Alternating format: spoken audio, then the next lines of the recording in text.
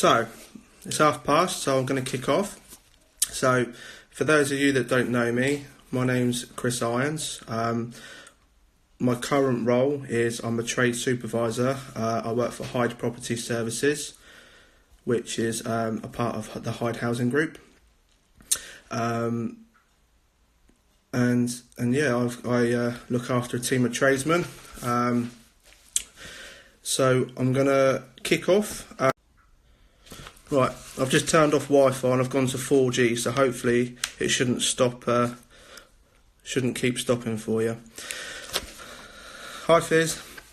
So my career so far, I actually started working in housing at the age of 16, and it was really thanks to my dad, to be honest with you. I was at school, ended up sort of having to try and choose what career, and turned to my dad, and he said, you need to be a tradesman. And in particular, he said, be an electrician or a gas man, because they're always going to be needed and you'll always have a job for life. So from that, I decided to look around, and I found a company which I joined, which was a company called Martlet Build at the time, which is now known as Hyde Property Services. So I joined those guys at the age of 16 and started my apprenticeship as a gas engineer, which took up about 2 years. Probably a bit far, Fizz. So it took me about 2 years to gain my qualification to become a domestic gas engineer. And from there I stayed on an extra year at college and gained my level 3 in domestic gas, which is more advanced qualifications. So from there I stayed with my employer and started working out on tools, as we call it, and really started to get to know the customers, and you know, as a gas engineer, we visit nearly every property at least once a year, because we need to carry out the landlord's gas safety records. So it's, you know, you get to meet a lot of people face to face throughout the day, and you really start to get to understand what it really means to be for the customer, for our residents living in our homes, and all the different challenges they face, different backgrounds, and it really opens your eyes up and starts to build up that experience. So from there, I actually started taking on more challenging and complex repairs, and became what's known as a lead engineer. And so I'd be sent to properties where other tradesmen might have already attended, couldn't diagnose the fault necessarily, and I was challenged to firstly try and get the fault sorted, but also to you know, deal with the customer, you know, try and get them relaxed. And you know, they've been through stressful time. Nobody likes to have no heating and no hot water, especially through winter. So it was a challenging experience, and learned how to deal with a lot of interesting scenarios. So from that, I progressed to actually assisting a manager with looking after the installation side of boilers and central heating, and started doing surveys, progressing repairs through a lot of planned maintenance at the time, when we did planned maintenance, and also through reactive repairs as well, and installation of boilers. And then sort of my real sort of big break, I suppose,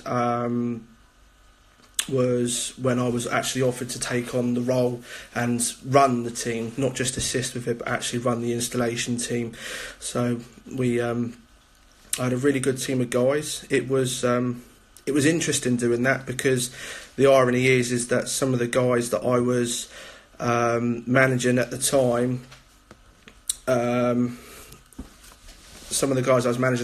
they actually taught me as an apprentice. So we've gone from sort of me being the person trying to learn and gain the knowledge and experience for them to actually managing them. And I was worried about that transition, but it actually turned out to be pretty smooth running, and the guys actually really accepted me into that position. Just quickly to answer your question, Eden, so Hyde Property Services, we look after about 12,500 houses across the south coast. And I think all in all, Hyde Group have about 18,000 houses, although don't hold me to the 18,000. It could be a little bit more, could be a little bit less. So after running the installation team for a while, it was decided to mix things up a bit. And I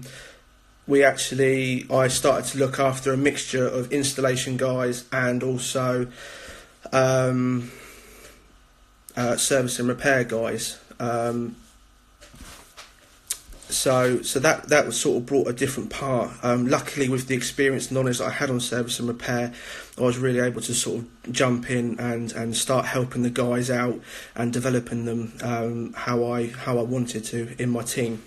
So sort of stayed there for a couple of years at that level, and then we went through a bit of a restructure, as most businesses do, and it was decided that they only needed one person to be looking after the team of engineers, because at the time there was two of us managing it. So we went through the restructure. Luckily I was successful, and the gentleman who was the other manager was given the opportunity to go back onto his tools, so he didn't sort of lose out, and he actually went back on his tools and become part of my team and was working to service and repair boilers for me. So after the restructure, we sort of settled into the role, and there was a big challenge with that, and the challenge I had was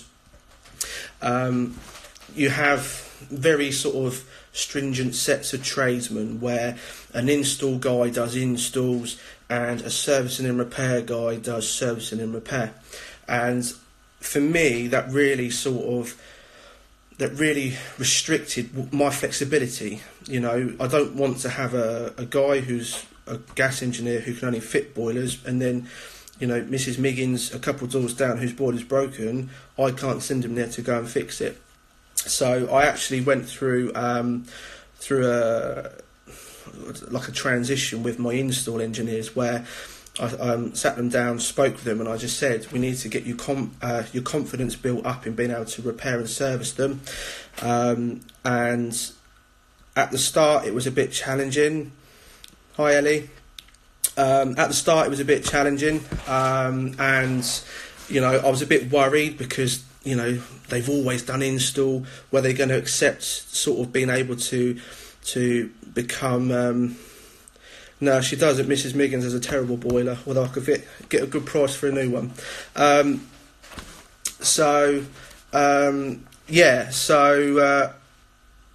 managed to get them on board and actually wanting to expand their knowledge in order to actually to be able to do both roles for me, and it went from being probably one of the biggest challenges, ironically, to one of the greatest successes I believe in my team, because I've now got guys who do install, are really good at it, but at any point I can switch them onto a different work stream and they can pick it up and crack on and do a really good job on servicing and repair as well. So I had to bring that flexibility in, which was a big challenge, but once we sort of pushed through it, the guys have taken to it and adopted it really well. So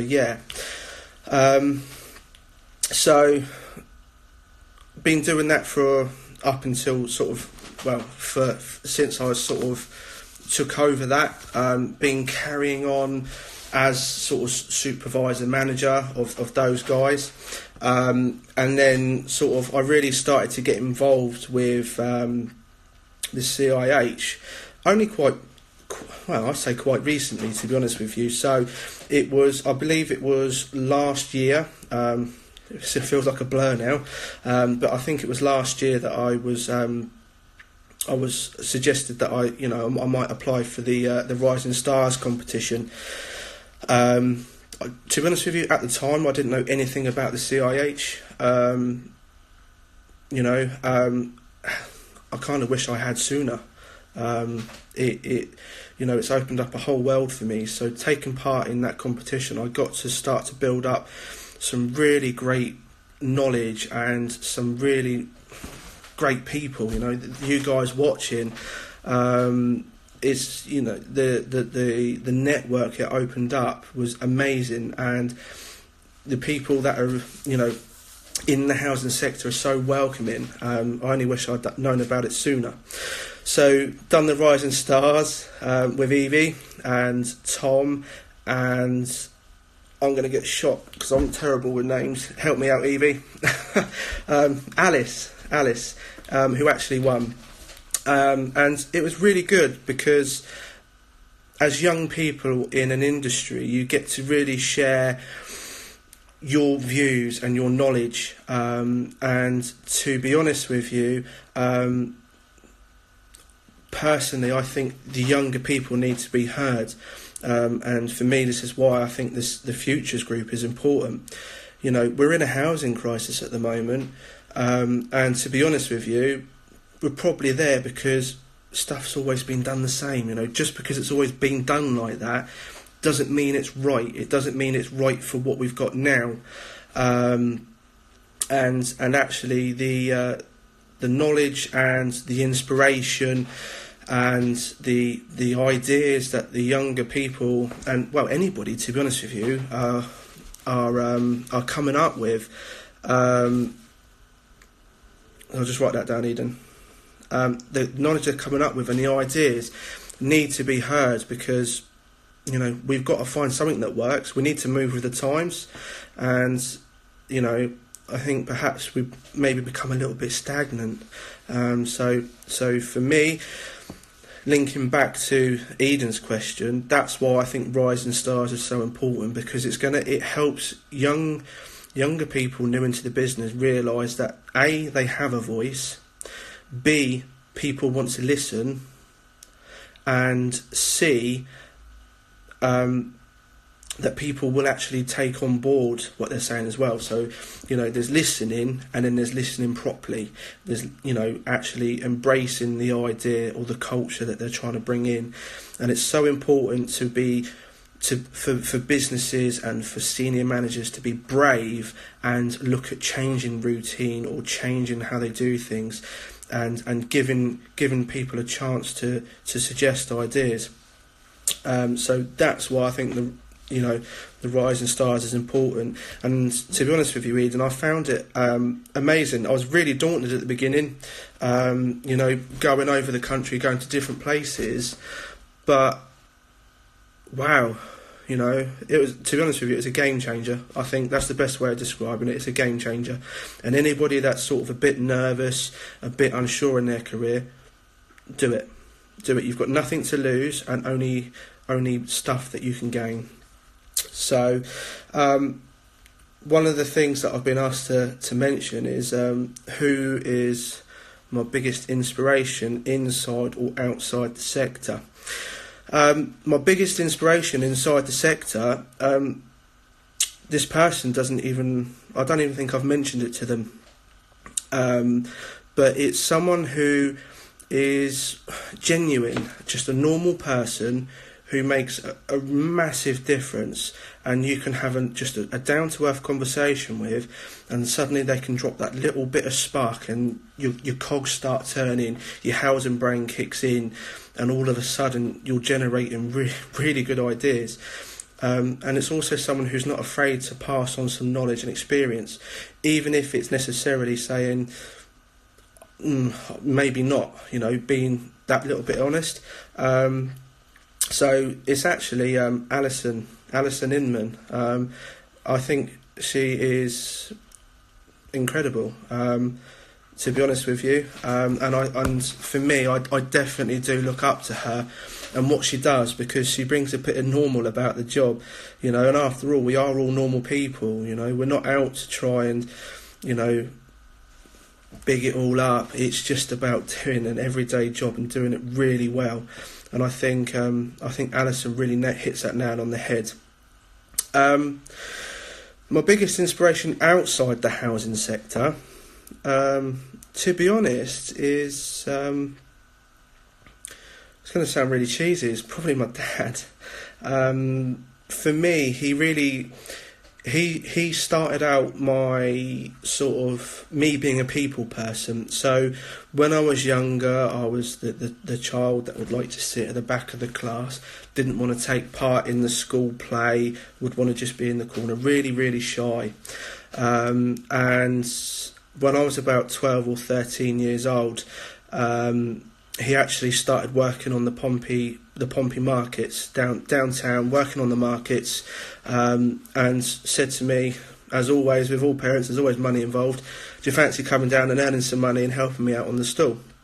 So I did, and that totally changed me. And I went from being someone who was shy and wanting to sit in a corner to someone who was, you know, shouting it down the market, selling stuff, haggling with people, bartering, and having a really good time with people that I've never met before or even seen. And from that, I started to really, you know, like people. And, you know, housing's a job where you have to love people. If you don't love people, then you don't love housing, because they are our business, really.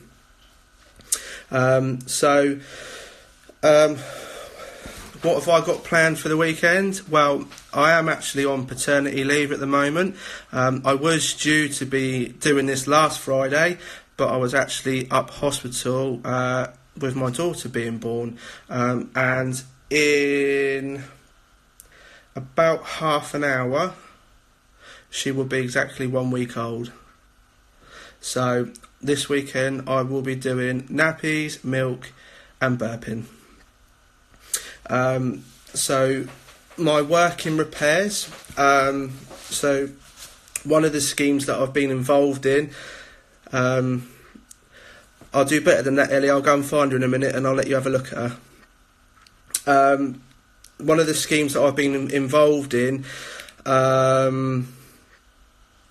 with regards to my repairs is something that I spoke about at the National Housing Maintenance Forum. Fun enough, with Alison chairing the session for me, but that was around the work I do with bringing ex-military guys in that would be classed as more mature apprentices to do their work experience, and actually, you know, not casting these guys aside, but instead embracing the culture and mentality that they've already got and the maturity, and then using, you know, the skills and the time they've got to build up that experience. So as part of their repatriation package, they get some funds allocated to them to retrain, and they can choose what they want to do with that funds.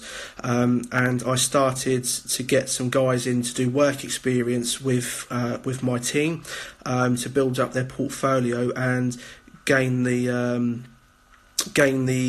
experience and evidence so they can complete their qualifications. What it's actually meant is that I've managed to recruit some absolutely incredible people off the back of this, and about 1/3 of my team are now ex-forces, you know, from all across the board, you know, not just one stream in the forces, all over, and they're really cracking guys, and the customers love them, and I do too. To be fair, I love all my team. So yeah, I think for me that was a really successful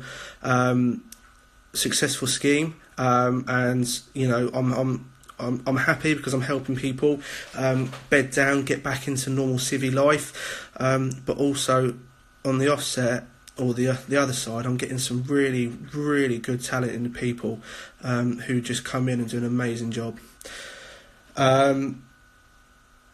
So No, I've just lost my things. So I'm conscious that I'm about sort of just over halfway through now. So have you guys got any questions for me? Because I could sit here blabbing on all day. Why is your social... So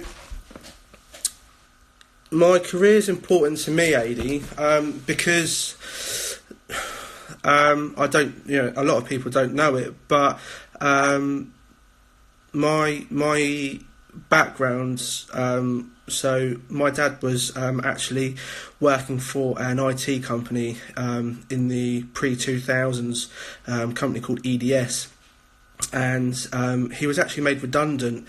And when I was young, I think I was about 9 years old.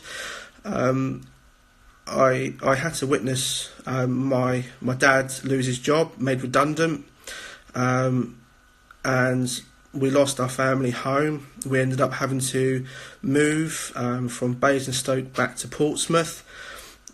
He couldn't get into any type of council house or anything like that because there was no room on the waiting list. So he ended up private renting, which then caused him to get further and further into debt, to the point where, we had people knocking on the door, and it wasn't a very good time. When I was about sort of 11, just before I sort of started secondary school, we actually managed to get a housing association property with, they were at the time called Portsmouth Housing Association, but they're now known as Vivid, and we actually moved into a social housing property, and it's meant that my dad's lived there ever since. It's it become our family home. It's his home for life. But it gave him the position financially to be able to sort out his debt, to be able to sort out his situation.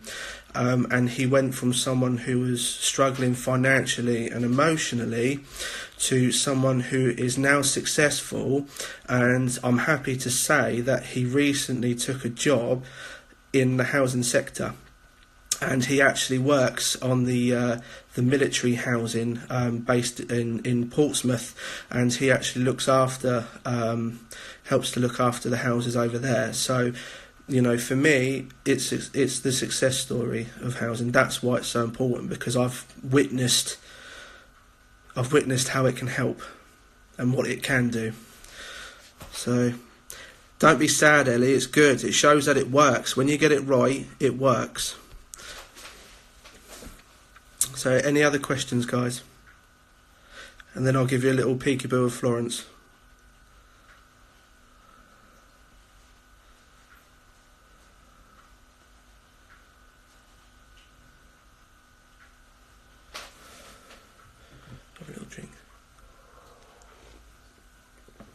Yep, so I am still a board member, so I'm still on the South East board. So we've got our official induction. I'm officially a board member now. So yeah, we've got our induction in Cardiff Friday next week, so hopefully I should be able to make that. So I'm starting my 3-year stint now, although I've already done nearly a year as a co-optee. So I've got a really great bunch of guys on the South East board, and we're always open to more people. We're not full, and anybody that sort of hasn't considered it, it's a really good opportunity to get some real good experience, and also to get your knowledge out there, because none of you would be in this job or this position if you didn't have something special sitting up top. So definitely, if you haven't considered it, then the board is a really good thing that I'd recommend. Yes, I do take props to interviews, AD. I think for my board interview, I took a packet of ready-made cake mix. I think it was a Moana one, actually, to be precise. Moana cupcakes. Can't beat a bit of prop work.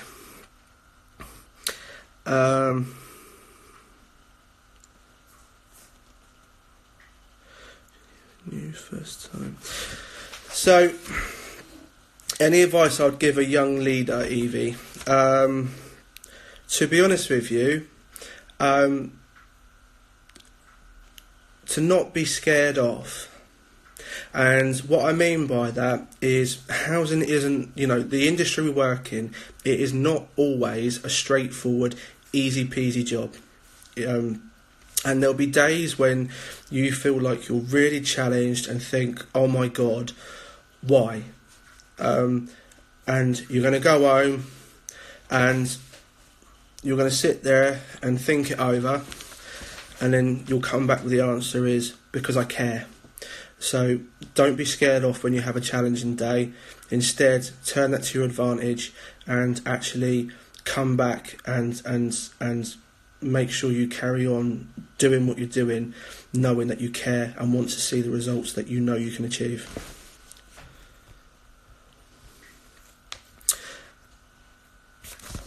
Do I think boards have a lot to learn? Yes, I do.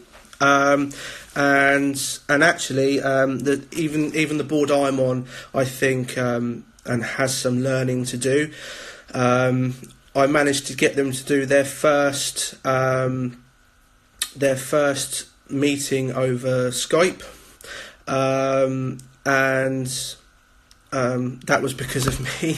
I couldn't believe they hadn't done one before, but I challenged and said, do I always need to come up to London for a couple of hours meeting, or can I do it over Skype with you guys? And, they embraced it, went with it.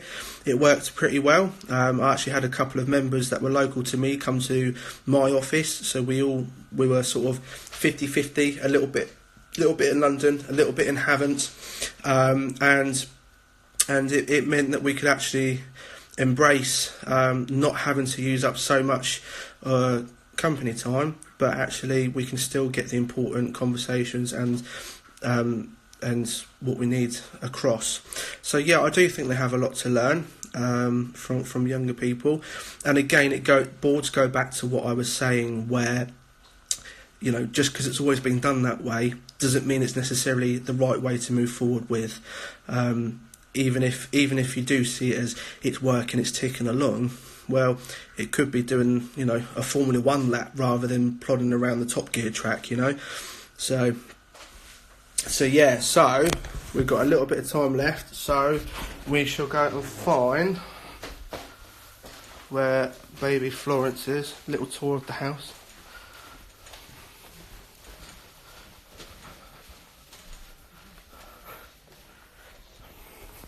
So,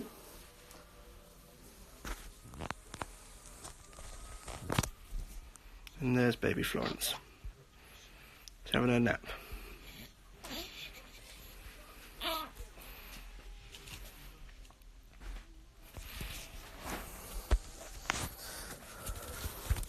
So yeah, so she loves her milk, as all babies do, and she loves her sleep. So we're on about 2-hour feeds at the moment. And to be honest with you, the wife's doing an incredible job with that. I'm not going to take full credit for it. So yeah, but to be honest with you, I think we're nearly about finished.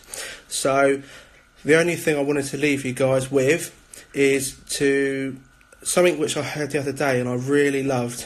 I'm alright, Eden, I'm getting loads of sleep. The wife's doing a cracking job. Although I am on a late night feed tonight, I've been told. So I'll be having a late bed tonight. So I'm going to give her a break.